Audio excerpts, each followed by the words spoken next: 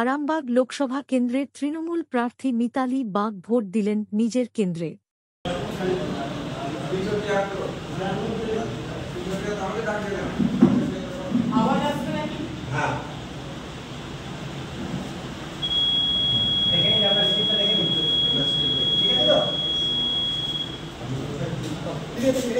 হাতটা দিদি, একটু হাতটা দিদি, একটু হাতটা দিদি, একটু হাতটা দিদি, একটু হাতটা দিদি, একটু আঙুলটা দেখাও দিদি, একটু আঙুলটা দিদি, একটু আঙুলটা।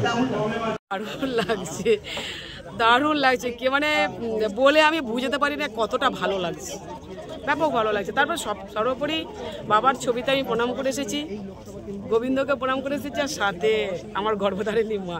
এর থেকে বড় পাওনা পথে আর ভালো লাগার জিনিস তার পথে কিছু হতে পারেনি। নিরাপত্তা নিয়ে কি বলবেন? যথেষ্ট করে নিরাপত্তা রয়েছে। দিকে দিকে দেখুন, দিকে দিকে অশান্তির খবর আমার এসেছে।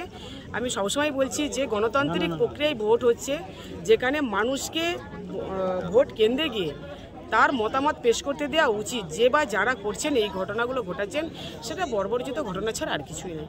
মানুষ যাবে, তার নিজের অধিকার প্রয়োগ করবেন, সে অধিকার প্রয়োগ করতে যদি বাধা দেওয়া হয়, সেটা তো বুঝেই নেওয়া যাচ্ছে তাদের পায়ের তলায় মাটি সরে যাচ্ছে। যে বা যারা করছেন, কেন রাতের অন্ধকারে গিয়ে ধমকাতে হচ্ছে, কেন রাতের গিয়ে মারধর করতে হচ্ছে?